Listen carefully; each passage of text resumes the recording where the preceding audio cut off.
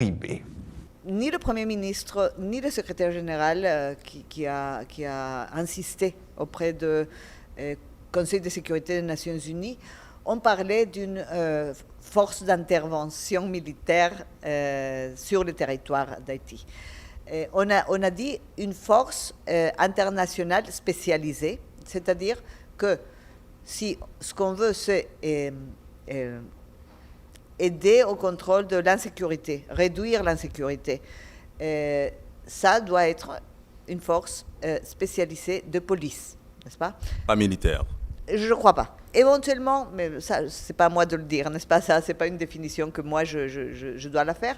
Mais éventuellement, il y aurait peut-être un composant militaire au niveau de, par exemple, le contrôle des sites stratégiques comme les ports ou les aéroports. Mais ça sera un tout petit composant. Et je pense que ce qui est plus important, c'est une présence spécialisée des polices qui permettent à la police nationale haïtienne aussi de se dégager de certaines autres activités et que la police puisse se concentrer sur le contrôle des gangs, n'est-ce pas? Et donc, aussi, je pense que nous, en tant que... C'est pas nous, c'est cette force internationale qui viendra, va accompagner la police dans le contrôle de routes, par exemple, pour débloquer les routes, pour permettre la reprise du commerce et aussi de l'économie. Vous avez parlé aussi des élections et vous avez dit que c'est à chacun de jouer son rôle, notamment le gouvernement, Haïti, etc. En ce qui a trait d'abord au processus, mais aussi au calendrier à définir. Oui. Bon, finalement, c'est des décisions des autorités haïtiennes, tout ce qui a à voir avec les élections. Nous, comme j'avais dit tout à l'heure, on accompagne, on conseille, on fournit des éléments techniques, si vous voulez, des formations pour avancer sur les élections. Mais finalement, la décision pour le calendrier des élections, ça va correspondre au Conseil électoral provisoire. Une fois que ça soit établi, ça va aller vite. Hein? Donc pour moi, c'est très important que le gouvernement et le HCT puissent finaliser ce procès et dessiner, je pense qu'il s'agit de 9 membres du CEP. Et à ce moment-là, une fois établi, le CEP sera... lui, ou je ne sais pas si on dit comme ça, oui. Donc le CEP qui établira les calendriers et à ce moment-là, on pourra savoir quand est-ce que ces élections vont se tenir. Mais pour arriver à ça, il faut absolument que la situation de sécurité soit contrôlée, soit stabilisée, n'est-ce pas? Parce que sinon, il y aura toujours des questionnements au sujet de la validité de ces élections-là. C'est inévitable. La mission à la Jamaïque et cette rencontre autour de la crise haïtienne entre les acteurs, quelle est la position du BINU là-dessus? Est-ce que ce qui va sortir de cette rencontre pourra avoir le bénéfice peut-être politique du BINU comme organe international appelé à accompagner Haïti sur le plan politique? Alors, je pense que bon, c'est toujours louable et c'est toujours, on doit toujours féliciter des initiatives d'autres pays, dans ce cas-là de la CARICOM, pour parler de la situation d'Haïti. Moi, je pense que c'est important que dans tous les organes ou organismes régionaux, disons par exemple la CARICOM, la OEA, ou d'autres, on parle d'Haïti. Hein. Mais finalement, les décisions au sujet de ce qui va se passer, ça correspond aux Haïtiens, n'est-ce pas? C'est bien qu'on parle, qu'on soit attentif à ce qui arrive et qu'éventuellement on puisse contribuer d'une façon concrète à des discussions, n'est-ce pas? Mais finalement, pour nous, en tant que BINU, l'accord du 21 décembre continue d'être la base pour avancer. Et je pense que c'est clair qu'il y a eu des avances là-dessus. Vous vous rappelez, le 23 et 24 mai, il y a eu la table ronde convoquée par le HCT, le gouvernement aussi. Et je pense que ça a été très, très positif, non? Parce qu'on a vu une participation large d'acteurs. Il faut dire qu'il y aura toujours ceux qui s'opposent et ceux qui vont dire non, j'y vais pas parce que je suis pas d'accord. Mais on n'aura jamais 100% de consensus, n'est-ce pas? Ça va jamais arriver. Mais donc, je reviens sur la table ronde. Je pense que ça, c'était un important effort du HCT. Les résultats sont intéressants. Cette déclaration est très intéressante parce qu'on a vu exactement les thèmes qui préoccupent aux acteurs du pays. Et donc, je pense qu'il faut avancer sur ces actes.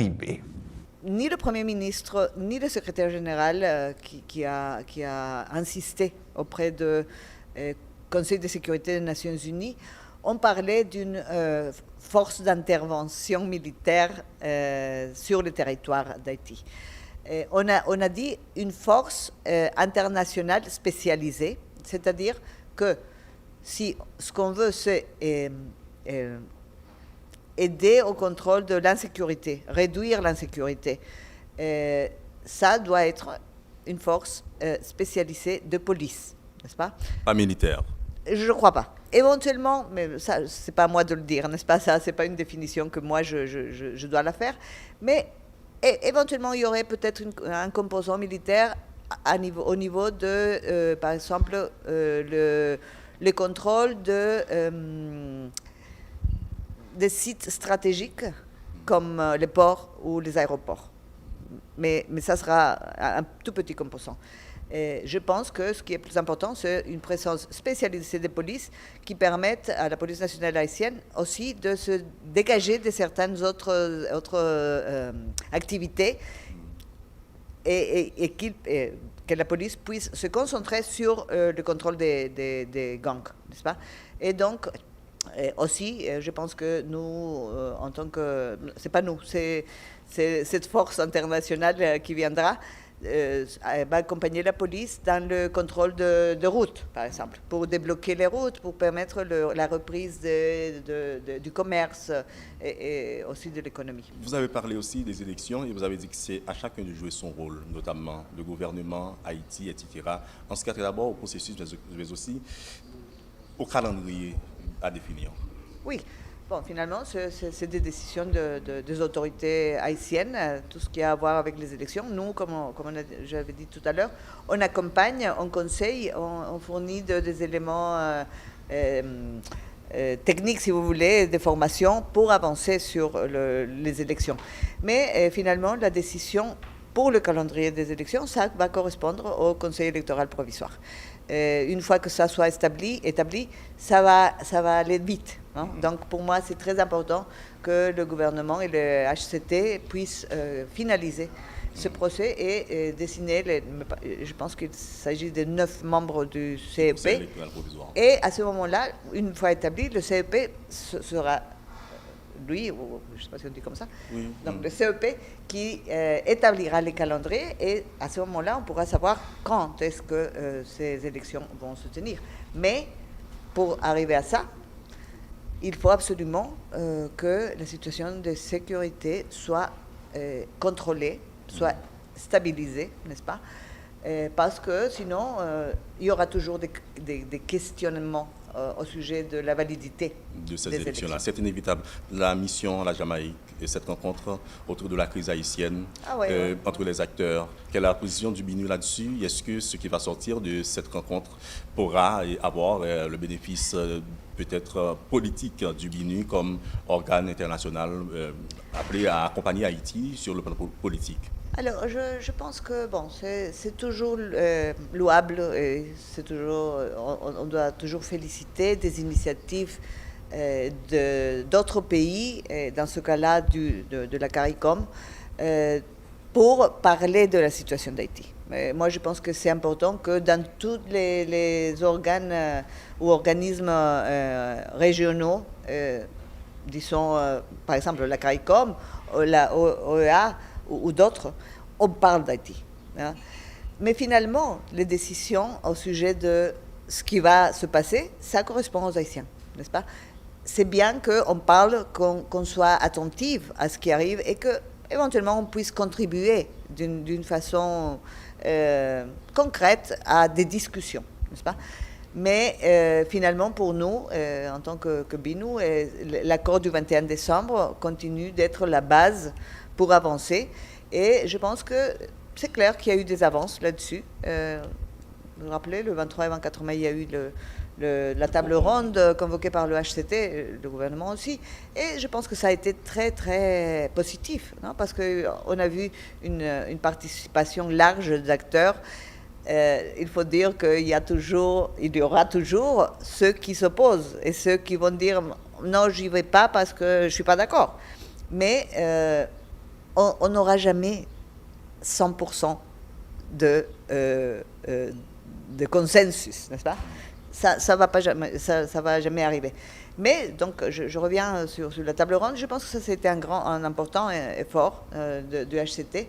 Les résultats sont intéressants. Cette déclaration est très intéressante parce qu'on a vu exactement les thèmes qui préoccupent aux acteurs du pays. Et donc, je pense qu'il faut avancer sur ces acteurs.